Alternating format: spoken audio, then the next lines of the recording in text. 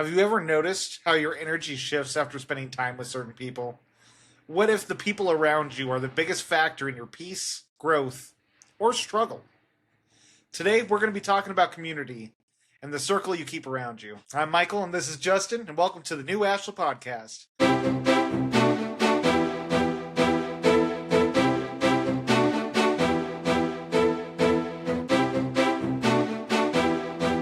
Hello, and welcome to the new Ashla Podcast, where we focus on philosophical, spiritual, and psychological concepts to help make your life more manageable and understandable. Spicing up the intro there.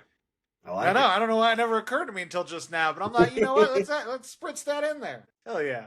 So we bring up community a lot on this podcast. Community is, in my opinion, one of the most essential parts of the lives we live, because community is what defines us in the end.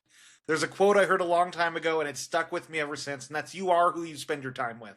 And there's so much truth to that. I have seen it within my own life and within others.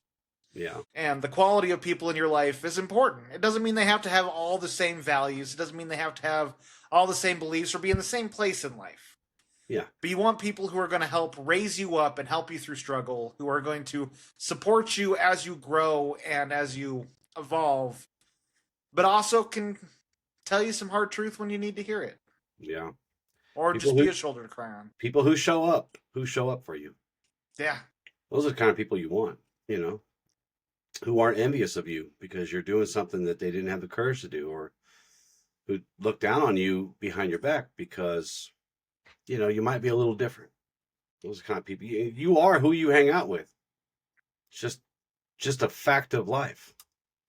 Right? I mean, just simply put, that's the show. Thanks, guys. Thanks for, you are who you hang out with eventually, unless you employ some of these strategies and stuff we're going to talk about today.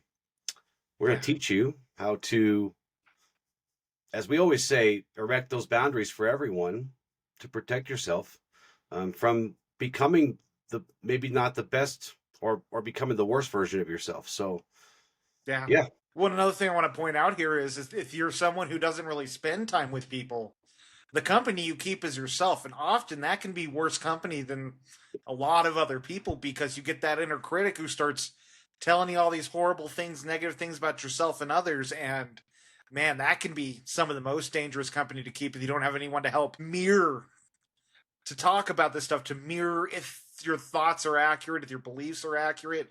It's one of the most important things I've found in healthy relationships is that I can bring things up.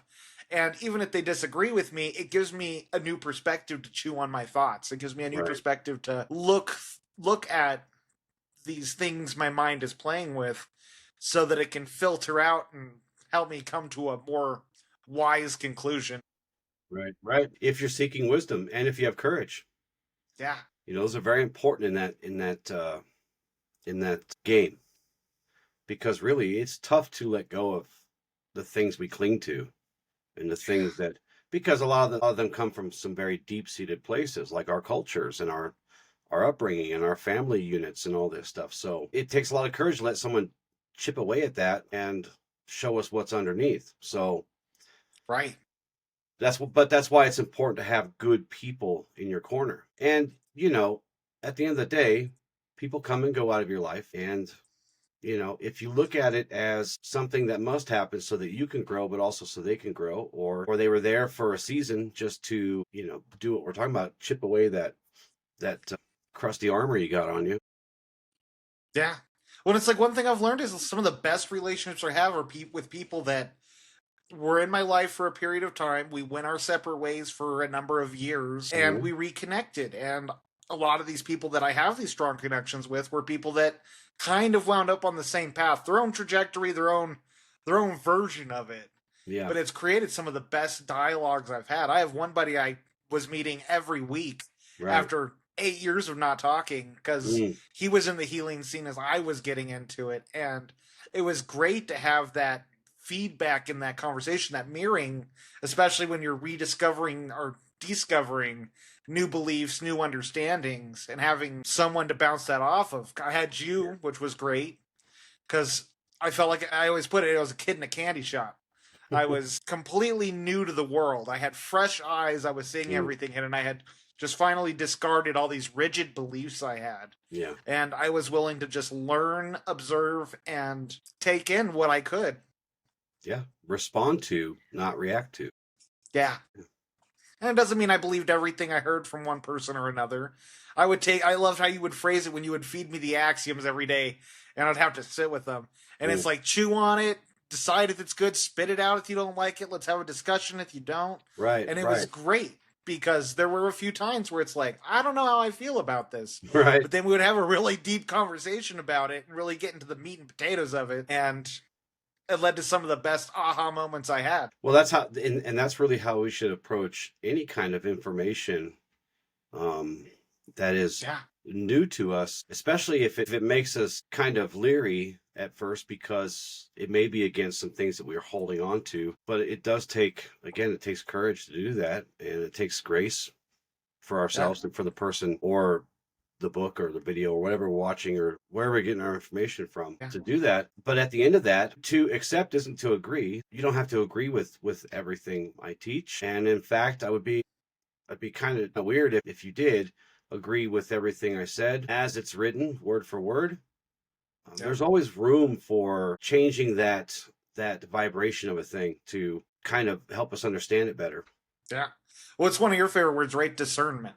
Discernment. It's Yeah. being able to take it in. I mean, the way I look at it as we cultivate these understandings, a lot of people in the spiritual community, is we all have these trees of knowledge and wisdom we've gained, but no tree is similar because we have all these different sources and Mhm. things that tie into our understanding.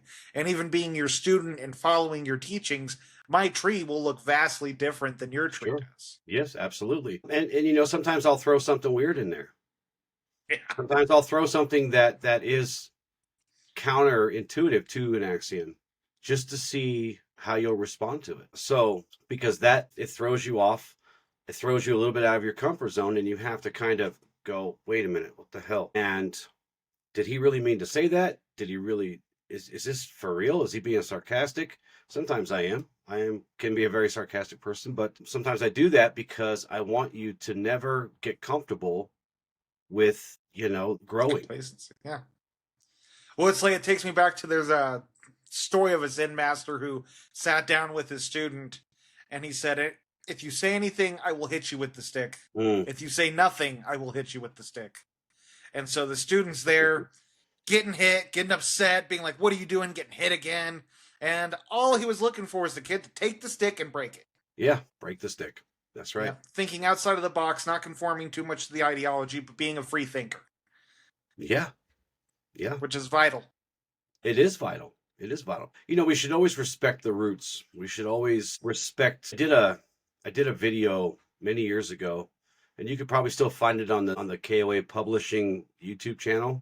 About it was a topic called respecting the master, and there was this big drama in the larger community about these teachers who had left for quite a long time, and they came back back into the scene trying to kind of pick up where they left off. And so there was Okay. this really big drama, this really big discussion about, do they deserve respect? And if you haven't seen that video, go check it out. I'll put a link in the show, what do we Show call notes. it? The show notes. In the show Yeah. notes. Yeah. But at the end of the day, we should respect to a degree where things come from, but not mistake that respect for obedience to what they said. Right. Especially if they've been gone for a while and they haven't changed. Well, maybe you should kind of look at that with some more discerning eyes, because if they haven't changed in years and years and years, then there's something they're not doing right. Right. If you go back to that old channel that I'm talking about and look at the early videos, and then you look at me now, I've changed for the better. And that's what I want for you. So you can't follow exactly in lockstep, word for word, what I say, and you should never try to teach it the way I teach it, because you can't be me. You can't ever understand the personal struggles that I went through on this path. And that's not saying that I have more struggles. It's just the struggles are personal to me, and I overcame them in a way that only I can. So Exactly. again, we talked about this before. I give you the tools, I give you the teachings. You do with those what you will, and use them to tackle your own burdens and reach your own new heights. You Yeah. know, it's the most proud moment for a master when their student surpasses them. That's the point, at least Yeah. for me. Yeah. So we're talking about communities today. What do you mean by that? This is the show that you put together. What do you mean by communities? So when it comes to community, it's really the people you spend your time with. We all have different communities. We have family, we have workspaces, but it's all about being around these groups that and being able to select these groups we spend time with. With family and work are a little more difficult. Hmm. But community that matters is a community that has shared values, energy.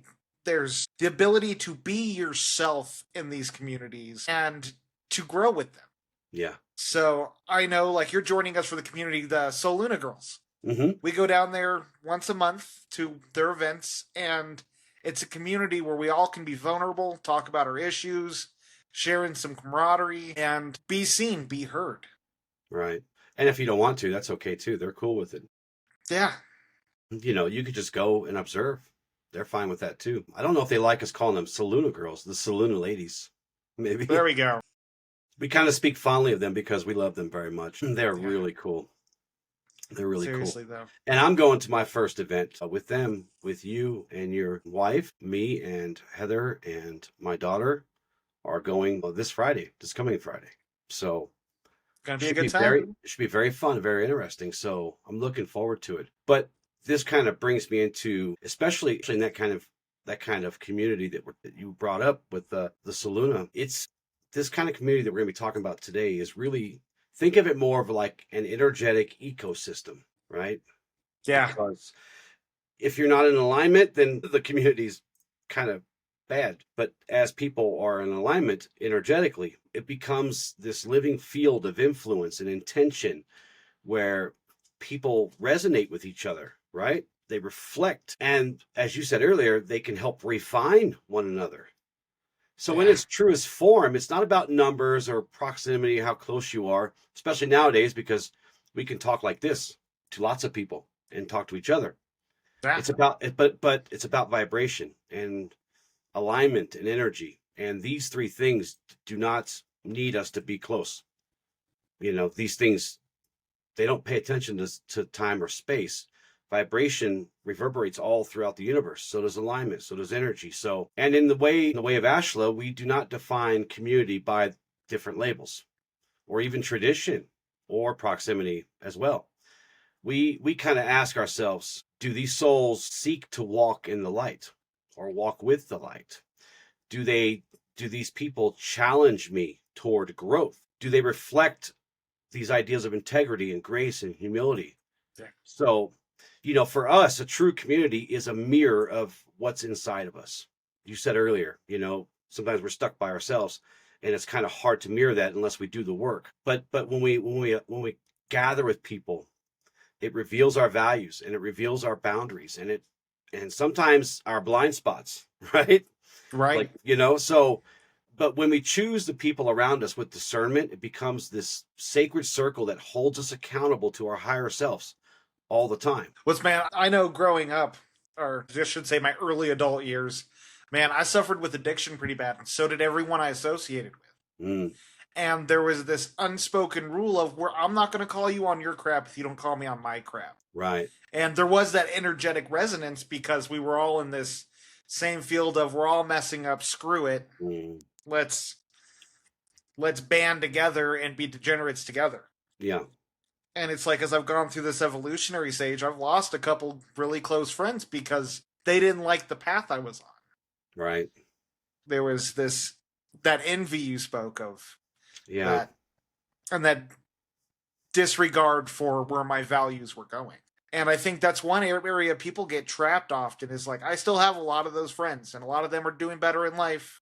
Mm, Some of them are still struggling, but there's that camaraderie that still goes on without judgment, right. and in turn, I can help them grow. But we must be mindful of those who keep us in their circle because we make them feel validated with the lives they lead, and those who genuinely love us and want us to prosper. Right. It's important to remember that community is not about agreement. It's about alignment, right? Yeah. And remember, not all crowds are community. Yeah. We can't just judge, large groups of people as being a community, because oftentimes they're not. Yeah. Well, it's like people who just tell you what you want to hear. Right. It's easy to get trapped in those types of groups. And it's validating, but at the same time, it's not the kind of validation you want. You want someone who can say, hey, I'm worried about you in this area. Hey, I'm noticing this.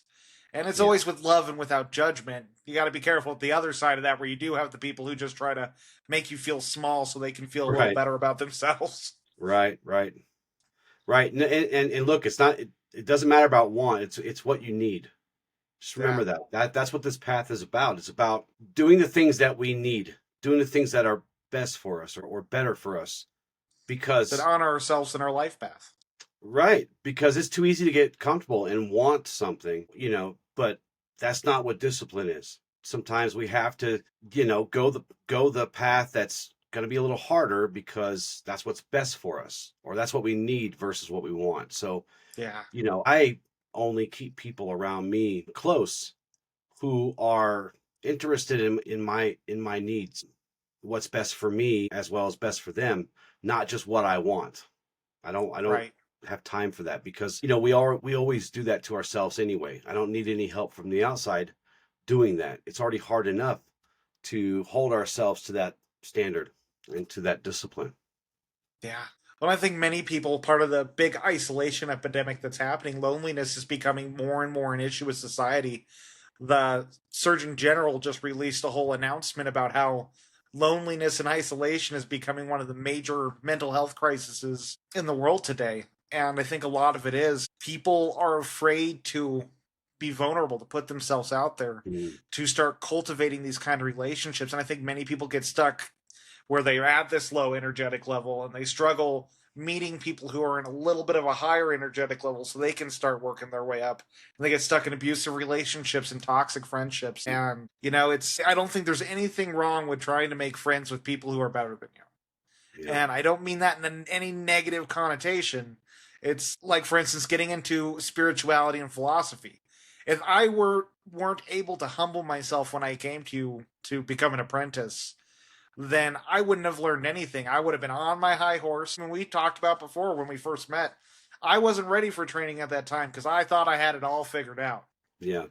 And I think many people struggle with, they want to have it all figured out, so they assimilate this cookie cutter idea of how the world works. Anything that pushes on that is a threat, because they don't want their worldview being distorted any more than they have already done themselves. Right. No, well, they spent a lot of time building that prison for themselves, didn't they? Yeah. Put a lot of hard work into that. Yep. And there's something that I've noticed, and maybe it's always been like this, I just wasn't aware of it, but it seems like to me that the old the blood of the covenant is thicker than the water of the womb. I'm noticing that people nowadays, when we're talking about communities, family is one of those, but I see people really building these soul families, if you will, these chosen families, and putting more emphasis on those than their blood family. And I think that's why do you think that is?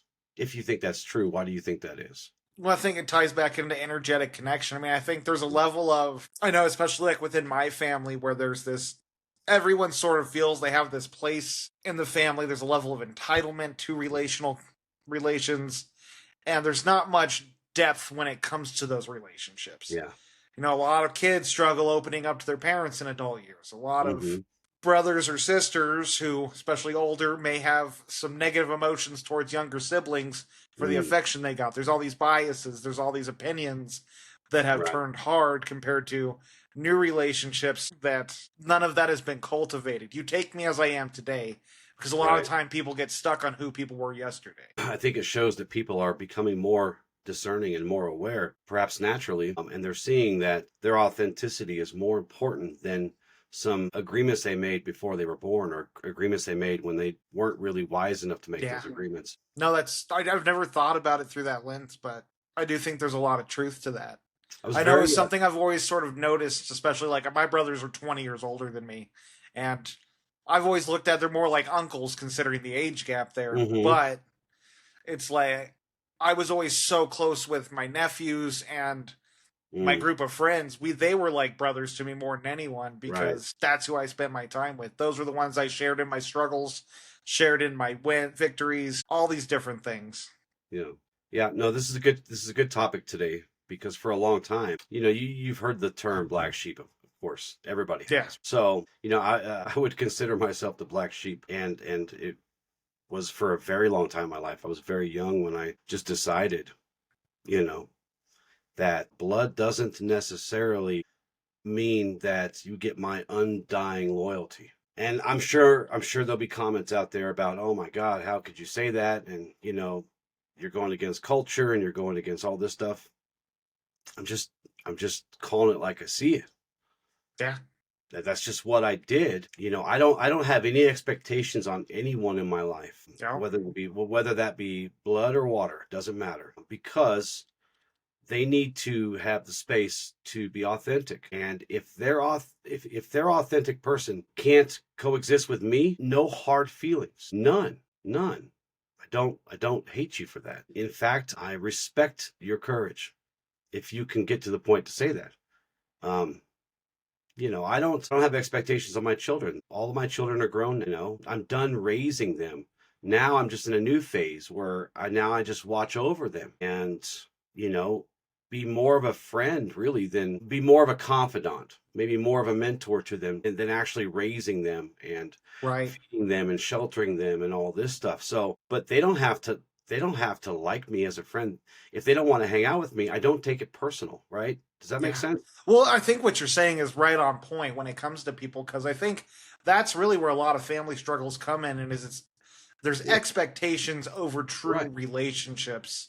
Yes. And I think this goes with even friendships. I'm with you on that. That's, again, one of my superpowers I feel I've always had is it's like I let people show me where they're at in my life. And if they're not a part of my life, I'm not going to be upset about it. But I also am not going to put in that much more effort. It's like I will meet you where you meet me. Exactly right. Meet them where they're at. And if those two things can't align, that's okay. Because we all have paths to go on. And maybe in 5 or 10 years later, those paths come back together. Awesome. I can meet people wherever they are. If I left off, I got lots of friends and even family members that, I left them at this point in the journey and off I went. Now, I don't know where their path's going, right? Could go up, down, left, right. I don't know, because I'm walking my path. And when we've met back up, I meet them where they are. Now, sometimes they won't meet you where you are. They'll meet you where you were, which creates a whole different problem too, which is why I say I don't have any expectations or conditions on the people in my life besides, don't hurt me type stuff, because I'll hurt you back maybe. I don't know. But, if you separate away from me for any length of time, it could be 6 months, a year, whatever, I'm not going to be the same person that you remember back here. I'm going to be a completely different person. So that's something else to remember when we reconnect with people after we've separated from them. Try to meet them where they are now. If not much has changed, well, then so be it. But give them the chance to be a different person, because really, if you're going to judge their place in your life, you should see them where they're at the moment, not where they were 10 years ago. Right. No, I completely agree with that. Again, it's like we have a relationship with two people every time we have a relationship with anybody, and that's who they are and who they are in our heads. And the more distortion there is there, the less true, authentic connections actually happening. Yeah, and then a lot of fights happen, and because a lot of times, and I know we got to move on here, but I know because a lot of times people hold on to that resentment. Oftentimes these splits happen because something happened, right? Something bad happened, or there was a big fight or whatever, and you may have let it go and moved on, and you're ready to reconnect, but they might have not moved on. They might have been dragging that crap along with them, and you're going to have to face it all over again. And that's when you really say, listen, I'm a different person. That stuff's in the past. If we can't move on together, then we're just going to have to go our separate ways again.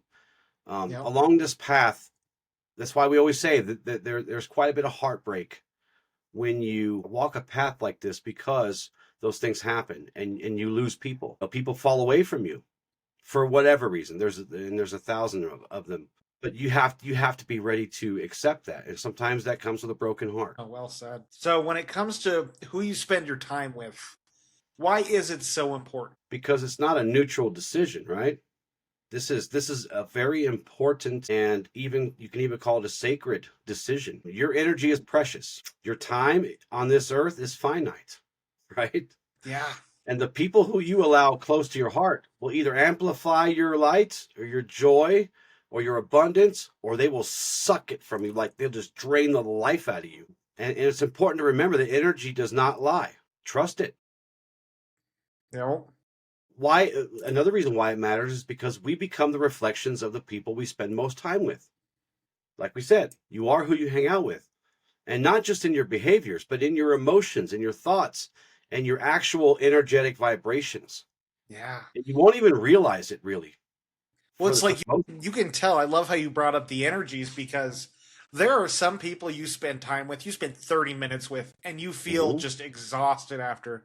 But there's some people in your life where you spend time with them, you can spend days with them, and you leave that meeting more energized than ever. Right. And that's really one of the best ways you can tell if someone's good for you or not. Yeah. Is, do you go into that meeting and feel revitalized afterwards? Or do you feel drained? Do you feel like you had to put on a show just to get through it, or smile and nod your whole way through that conversation? Yeah, well, because again, we absorb all the stuff around them.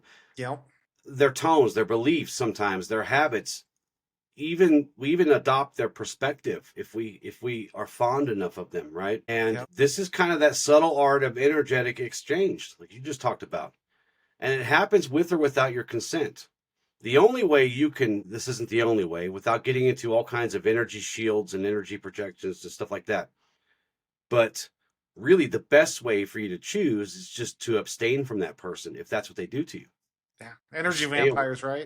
Yeah, just stay away from them. And that's why the question is not simply, do I like this person? The real question is, like you said, how do I feel after I've been with them? Right? Yeah. Do they uplift or deplete you? Do they reflect truth, or do they feed you this bull crap?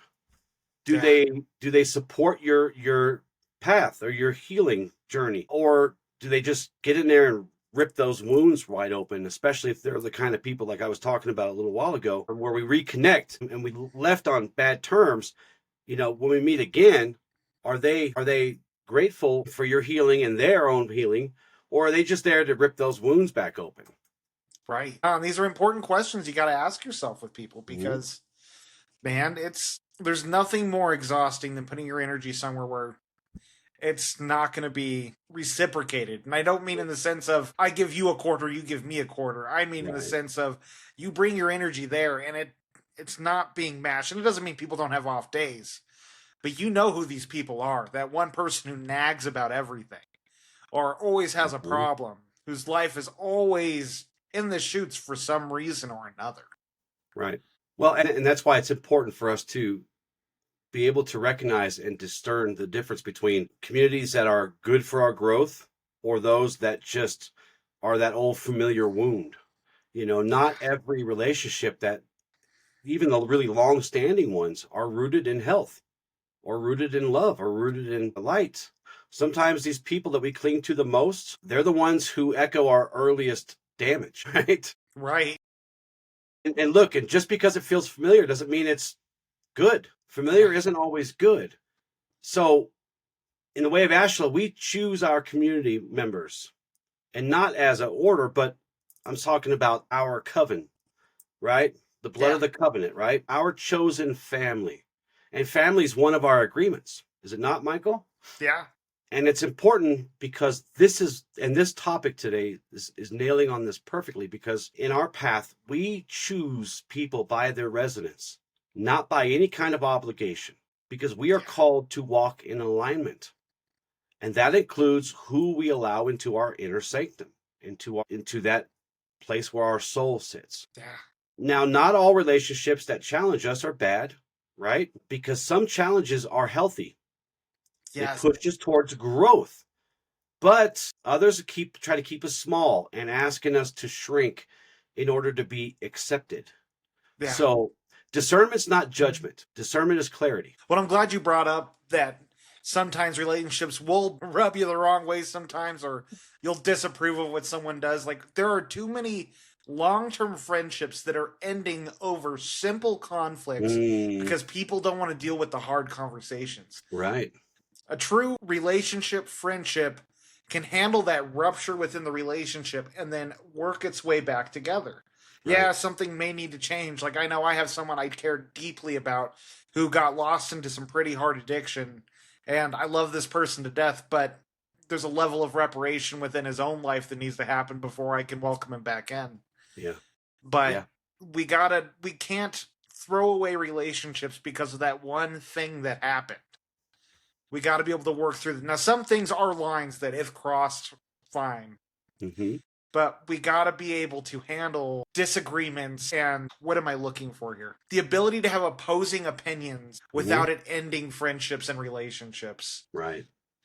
Because that's what leads to isolation the most, is when we're too afraid of being around people who see the world differently than us. In fact, we should welcome those kind of people because it allows us to have those opposite perspectives that can create some of the most meaningful conversations and cultivate some of the greatest wisdom. And, while as you're saying that, I'm thinking that perhaps there's someone in my life that I should follow your advice, and maybe we should bring them on and have this conversation. I think I know who you're talking about.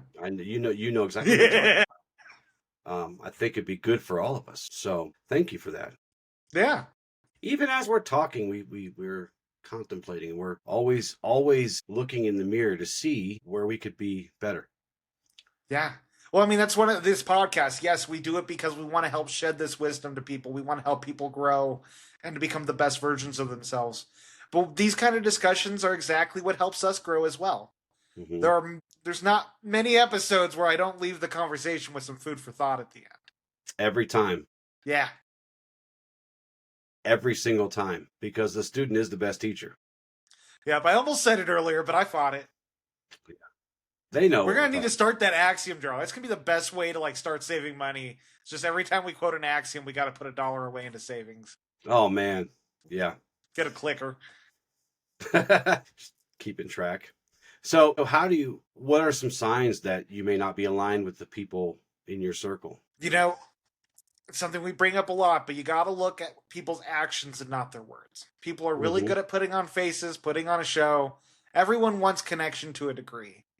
But ask yourself, as you get to know people intimately, you spend a good amount of time with them, do their values align with yours? Are they bringing to this friendship, this relationship, the same type of energy that you have? And not just physical, but it's like, some people can be mooches. Some people can be draining and only want to hear their own voice in a conversation. Right. Look for people where you're able to express yourself, where you can be authentic. Look for the signs where you feel yourself trying to put on your own mask to avoid conflict or controversy. I want you to think about your circle, the people in it. I want you to imagine them as being a flame. Now, here's where you tell the difference. Is that flame warming you or is it burning you? That's how you know you're not in alignment. I like that. I'm going to try that as a meditation. There you go. But really, when you're aligned, you feel energized, you feel encouraged, empowered, and really supported in becoming your highest possible self, growth. But when it's misaligned, you start to dim, right? Yeah. And sometimes you do it without even knowing why. So, like you said, you feel drained, or there's a lot of judgment after spending time. And that judgment didn't just stop with them actually judging you, but you're like now in this cycle of rumination at home. Yeah. You can't get away from it, right? So, instead of feeling kind of like seen and heard and supported, you leave interactions feeling really heavy, a lot of weight on your shoulders. Start judging yourself. emotionally. Start taking things too personally. Yeah. Right. And that judgment doesn't even need to be direct, like, hey, you're a dummy, whatever. Right. It often hides behind this kind of, uh, I'll just say like this subtle disapproval or these backhanded comments, right? Yeah. But your nervous system feels it, You know, that's how even you when can always tell. Your nervous your system, mind wants to make excuses for it, right? you know, now your nervous system holds the key. Your nervous system will always let you know. Those Right. gut feelings you have on people, do not shut Mhm. them out. Another sign that you're not in alignment is that you purposely, consciously dim your light or suppress your truth in order to keep the peace. So, peace that requires your silence is not peace. Or if it requires you to subvert your truth, that's not peace. That is suppression. And if you find yourself minimizing your joy and shrinking your success or avoiding vulnerability so others feel more comfortable, that's not connection. You're actually abandoning yourself. Well, and it's like, don't judge yourself, but as you're listening to this, ask yourself, is there certain mannerisms or masks I wear even amongst my closest friends? I Mm-hmm. know for me, I had a close group of friends. I felt energized after hanging out, but I realized they never knew me, or at least all of me. There was so often I was repressing all of my struggles. I was trying to always come off as top dog or the person who had it all together. Mm. And that's exactly what you're talking about. I was Right. minimizing myself. I was not being authentic in these friendships. And that's not true connection. That's not genuine connection. Especially when you start looking at the benefits and the things that your inner circle should provide you, which is helping uplift you and helping you become more. And here's one I know that you will know this firsthand. We've talked about it a lot. I think a lot of you out here will understand this. You're afraid to outgrow the people that are in your circle. Oh my God, yeah. Growth is natural. It is one of our purposes on this planet, in this life. In each lifetime, you have a chance to grow, right? But if we get attached to people and we fear that we're going to leave them behind, so we start to sabotage our own growth, our own evolution. Yeah. And we try Becomes to one of stay the small. excuses. I know for me, that was one of my big things, especially with addiction. It became one of the excuses I used to keep me stuck in the same patterns that were completely self destructive. Yeah.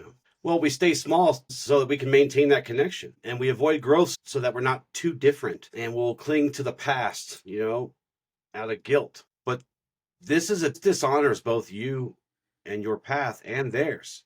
Yeah. Let them rise if they choose, but don't delay yours. And one other one I had, and you hit on this a little bit ago. You notice yourself falling back into old patterns around certain people because these relationships, these past relationships, they pull you back and they try to pull you back into that outdated version of yourself. Yep. And we are creatures of habit. It is easy to do. You can think you're foolproof, but man, it's Yeah, a slippery slope once you start walking it. it is. It is. It's tough to maintain sometimes, but you can do it. So we've been talking a lot about what to look for, how to start judging people in your circle, how to start honing your circle. What are the Hmm. benefits when you get into a circle that is completely aligned with you, when you are in the type of community we are talking about cultivating? The benefits of. Yes, or what is it that having an aligned community brings to your life? So if you haven't been doing that, once you start doing that, there is a profound shift that happens. And it's almost instantaneous when you see it. When people are aligning together, you get people that mirror your growth. They don't care about your past. They mirror your growth. So you're growing together. My wife and I been together for a long time, and our growth is mirrored, right? Yeah. Because we don't care about what happened in the past. We don't even care about what happens in our past because that's not us anymore. Those people have died and been reborn again and again and again and again and again. Those old endings became new beginnings each time. So this kind of circle sees you not just as you were, but who you're becoming. And they reflect your light back to you. They promote Especially you in making choices towards it. especially, Michael, when you stumble and fall, especially when you forget that you are this being of light, and they won't hold you hostage to your old mistakes or to even your stumbles or falls. They cheer you on for your for your evolution, and they walk beside you as you rise.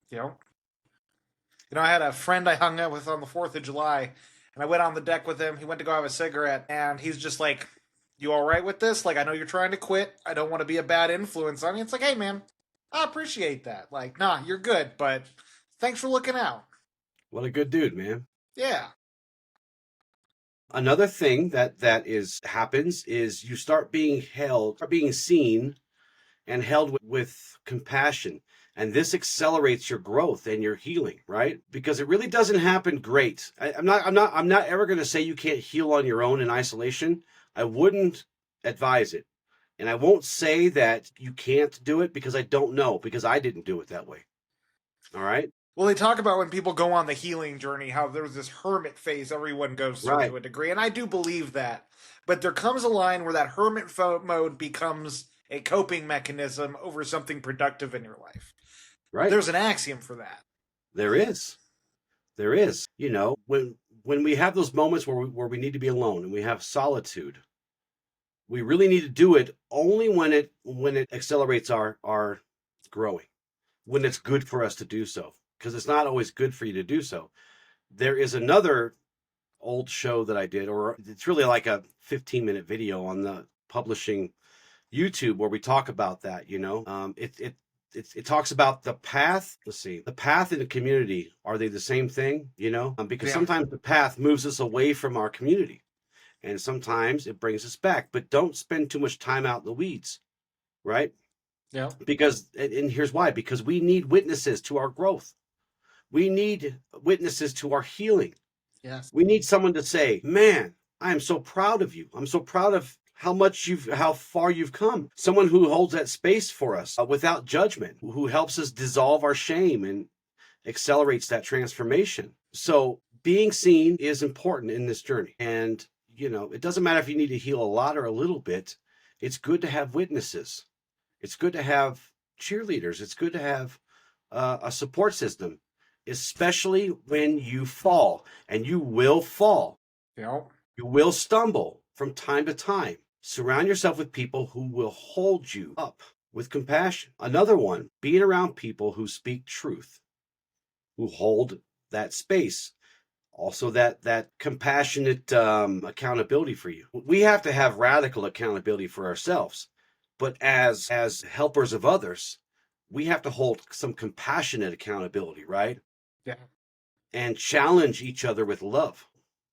Real allies don't flatter our egos. They're not yes men. They're not just telling us what we want to hear all the time. As I said earlier, sometimes they got to tell us what we need to hear, because that's what speaks to our soul. Yeah. They're not speaking to our bodily ego. They're speaking to our soul when they do that. They ask those deeper questions. They honor your truth, even when it's raw. And sometimes it is. Sometimes sometimes it feels super hurtful, because, oh my God, you love me. How are you talking to me this way? Because they love you. Because they love you. They really, really love you. And when you falter, again, they don't condemn you. They remind you of who you are. You and I have had many, many conversations, hard conversations along this journey, not because he's a bad student, but because these things happen, right? Yeah. There was never any condemnation, because I love you.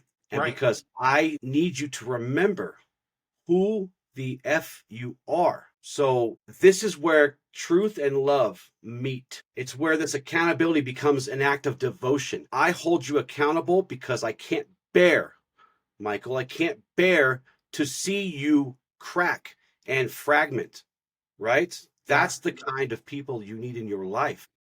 Yeah. That's what'll happen to you when you have these kind of people around you. You will have people who will hold you up, and they'll challenge you.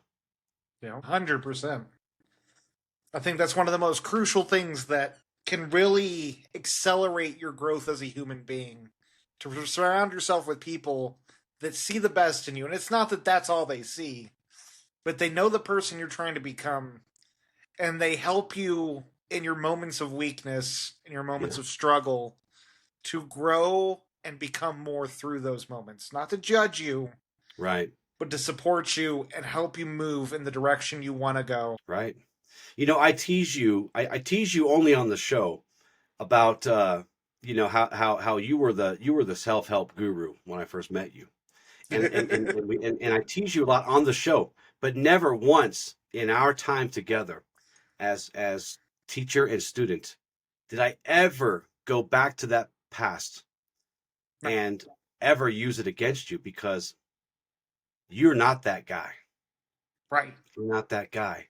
Because also, and this ties into the last kind of benefit of this, is that you foster authenticity within the group, and each person can start to shed that old self and become a new self, become a better self, a grown self, because your nervous system feels safe. Your truth Yeah. can start to come out because you're not afraid of getting smacked or judged or, you know, taken back to a thing you said in the past. Your mask will drop off, your vulnerability will blossom, and growth is the only thing that can come from that.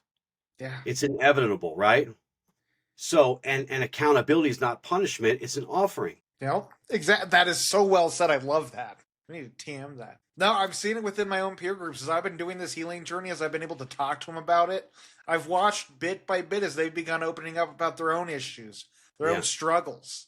Good And for it's them. like they're now finally starting to call me when they're having like a dilemma, whether it's in dating or in their opinions on their workspace. Yeah. And it's like I can hold that space, but also be direct. And it's like, hey, sure you want to do this? Is this a good idea? Are you That does sure? sound like a red flag. I mean, I'll use another example before we move on. We're talking about how do you know you're in alignment with people. Michael and I talk about this off the air all the time, but it doesn't matter how we're feeling throughout the day. We could have the crappiest day at work or the crappiest day wherever, and we're run down and we're just beat down. And as soon as it's like 10 minutes till the time for us to meet up and record, bam, gone. Everything's gone, and we're super hyped up and we're energetic and we got all this extra energy. Got And, that and second wind. it's almost like every show, we say this before every show, before we start recording. So that's how you know you're in alignment, So Not perfectly said though, because it's the truth. yeah, it is. Yeah.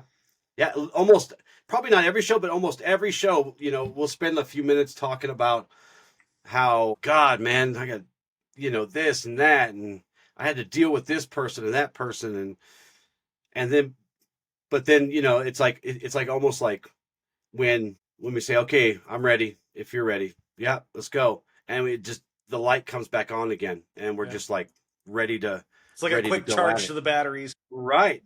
Yeah. So I wanted to go into some of the tools we can utilize in developing community, cultivating community, and refining community. So one thing I really want to practice as I get into my coaching, as I get into building these communities within our space for Ashla, isolation is becoming a pandemic. I brought it up earlier. It's something I've seen for years, and it's something I've tried to figure out how to address. If you are someone who struggles with isolation, I'm going to give you a few key tools that may be uncomfortable at first that can help you start finding your community. So one thing that really benefited me, when I started going into the healing scene and transitioning, I was away from my old friend group. I didn't really have many friends that were in the healing scene. And so I had to sort of start cultivating community elsewhere. So the first thing I recommend is there's apps like Meetup, Eventbrite. Figure out something that you don't have to be passionate about it, but you're interested in. Is it painting? Is it hiking? Is it music festivals or beer tastings? Whatever it is. Find something that at least you're interested in and you know a little bit about. Go to the event. If it's something that happens weekly, you can go and just sort of watch the first time. But as you start going to these events more and more, you can start practicing communication, going up to people, talking to them about the event, talking about your interests around the topic that's at hand. You can start meeting people tomorrow if you just put yourself out there. And that's the hardest part. When I grew up, I had really bad social anxiety. I was told I might have been institutionalized because I could not communicate with people. I mumbled, I was quiet. I was not doing good towards my end of schooldom. And it took my teacher telling me, my special ed teacher telling me that I may have to go somewhere after high school, that I'm like, I need to get my life together. I need to get past this roadblock. And so I would Mm-hmm. go to the mall, and I mumbled. I was really antisocial in school. So it started where I just asked 10 people, what's the time? After doing that for a couple of Mm-hmm. weeks, I got more comfortable. And then it started being asking people about their day. And, sometimes I'd get those jerks like, I don't want to deal with you right now. But I got more and more comfortable with socializing with strangers. And that made me flourish into who I am today, where I love people. I make friends everywhere I go. It's one of the things my wife loves most about me, but it's not something that I always had. They say you're not born with confidence. Confidence, I went with the mentality fake it till you make it, and it worked for me. But it's Mm-hmm. really just cultivating the skill and removing that self doubt. That's how you heal trauma, is by putting yourself in the situations where you can re-empower yourself, that you Yeah. can change those limiting beliefs or agreements you made with yourself. And so start putting yourself out there into different communities. And one might not be good, go to a different one. Mm-hmm. But start feeling it out. If you're really into this healing scene that we talk about a bunch, there are tons of healing groups, sound baths, full moon circles, whatever. But it all starts with action, and action isn't happening a week from now, it happens now. Yeah. So get on your phones, download one of those apps, Eventbrite, Meetup, and just find a group, sign up for it right now. And watch as your life begins to change, as you begin to create this community. And yeah, it takes a lot of work, it takes time, and it takes sort of hand selecting as you're meeting people and developing these conversations. But I promise it'll change your life. Yeah. Well said. I will add nothing to that. Those are great, great tips. Another important thing you can do is take time now, energetically evaluate your relationships. Justin's exercise. Think of the people in your life that you spend the most time with. You're not Mm-hmm. forced to spend the time with, like coworkers, but think about the people in your circle and ask yourself, think of them as a flame, and ask yourself, do I feel warm by this person, or that I'm getting burned by this person? Or even, is this flame freezing cold? Because that's what Mm-hmm. I pictured as you were describing that. And really start taking an energetic inventory of the people in your life. Right. And remember, it's not about judgment, it's about awareness. You can't realign what you haven't actually seen.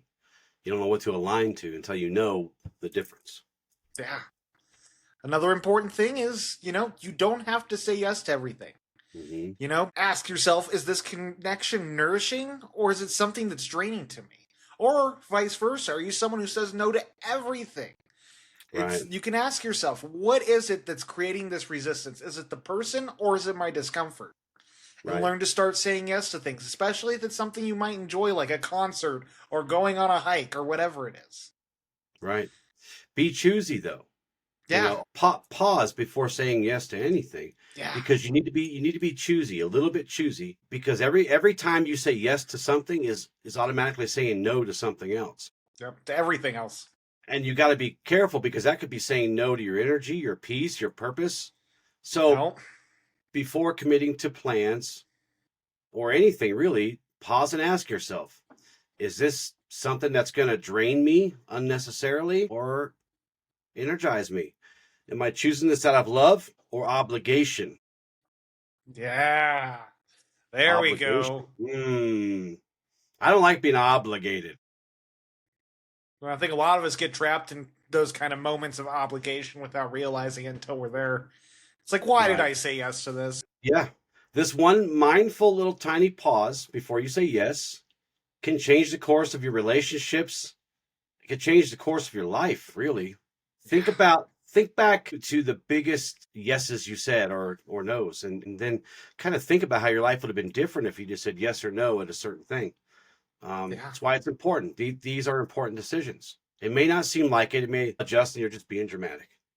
No, you should pause before you give up everything for a yes. Really. Especially is look, if nothing else, if you feel obligated, you really got to pause, right? You know? I can't imagine anybody likes being obligated to anything, right? You know? I prefer choosing over obligation. And You know, I am kind of a drama queen about it. I like to choose. I don't like people volunteering me for things without my consent. I don't like people voluntolding me either. Yep. I get a little snippy. Understandably. You know, but that's because I have those kind of boundaries now. Yeah. No, I'm not obligated to a thing. I'm only obligated to me, protecting my peace, protecting my energy. And you only get it when I give it to you, right? And that sounds kind of, I don't know how that sounds. Take it however you will, but, you know, I'm not going to be obligated to anything. I choose. Yeah. One of the greatest superpowers we have. Right? Yeah. We are the ones in control of our lives, our destiny, and where we invest our time. We sure as hell should be if we're not. Do you have any other thoughts when it comes to this topic before we start wrapping up? Yeah. So, look, in a world where connection is everywhere, here, everywhere, but depth, that actual depth is rare, choosing your inner circle becomes a very important and sacred act because the people around you are not just companions, they are mirrors and amplifiers and energetic collaborators. They will either align with you or challenge it or split you apart away from your authenticity. So they either help you grow or help you keep repeating the same old crap that's not doing you any good. But again, choosing others doesn't mean judging others. It means honoring the truth of where you are and where you're going and where they are and where they're going. So let go of guilt for outgrowing what no longer resonates with you. Let it go. Let go of the fear that says you must shrink to belong because you don't want to belong if that's what you need to do. And let go of the illusion that loyalty means staying stuck, sometimes stuck in quicksand. So be brave enough to choose those who challenge you with love and support your wholeness and see that light in you. Even when, I won't even say even when, especially when you've forgotten it yourself. Speak it, brother. Speak. Preaching today. I'm out here preaching today. Preaching. So I you think get me all hyped up, man. You get me all hyped up. See? That's what happens when you're in alignment. You get me all hyped up. Get that energy up and going. Yeah. Hell yeah. So I think you also brought today an affirmative prayer. I did. So let's close our eyes. Divine presence, source of all light and truth. I come to you with an open heart, seeking clarity, courage, and connection. May I be surrounded by those who see me as I truly am, not as I've been or as others wish me to be, but as a soul in constant evolution. Let every relationship in my life be a reflection of love, growth, and authenticity. Let those who walk beside me be those who honor the sacred within me. And let me, in turn, honor the sacred within them. I release with grace all connections that no longer serve my highest path. Not in anger, not in judgment, but in reverence for the role they played. I bless those I must let go of, and I trust the space they leave will be filled by truth-aligned community. May I be a beacon for aligned souls, those who speak with compassion, challenge with integrity, and walk with purpose. May my presence call in those who walk in light, and may I have the wisdom to recognize them. I am not alone. I was never meant to walk this path alone. I open myself now to the sacred circle that awaits for me, and I vow to be just as much a light in their lives as they are in mine. And so it is. Oh, that was good. I'll tell you that I really love praying. It's one of my favorite things to do. I know. We try to be in the practice. We're in bed. We pray and we speak everything as it is instead of what we want. And just give everything and everyone up. Yeah. And just let the gratitude overflow us. Yeah. We affirm what is, even if it's not quite there. Yep, exactly. Because we don't care how it gets there. We're just interested in it being there. We do our part, and we leave the rest to a higher source. For affirmations today, I attract relationships that support my highest good. Scratch that. I deserve to be seen, heard, and valued for who I truly am. I release connections that no longer serve my growth. I nurture the people who nurture my soul. My community is a reflection of my inner peace and strength. For our exercise today, the circle inventory. Take a moment to get honest. With love, not judgment. Who are you allowing closest to you? And what are they feeding in you? List 5 to 7 people you spend the most time with, energy, or thought on. This could be friends, family, coworkers, or even someone you're no longer close to, but still emotionally entangled. Feel the connection. Next to each name, reflect on, how do I feel after being around this person? Energized? Grounded? Drained? Anxious? Do I feel safe being my full self with them? Do they support my growth or keep me tied to the past? Then ask yourself honestly, who in my life reflects the person I am becoming? Who do I feel obligated to, but not aligned with? Where am I shrinking to stay connected? Step 4 is taking loving action. Just pick one small step. Spend more time with someone who uplifts you. Set a boundary with someone who drains you. Seek a space, group, class, event where your authentic self is welcomed. Your circle doesn't just influence your energy, it shapes your identity. Be brave enough to choose connections that reflect who you're becoming, not who you had to be. I got a couple journaling prompts, so if one of these resonate with you, who in my life makes me feel more like myself? Write their name down and then express to yourself why. Who do I shrink around and why? What's being triggered? What insecurity is ruling me within this connection? And lastly, what kind of support do I actually need right now? Do you need somewhere where you can be vulnerable, express your problems? Do you need someone in your life who can help you be more accountable with your life? Well, thank you for sticking with us to the end of this episode. With love and gratitude, Ad Lucium. Ad Lucium.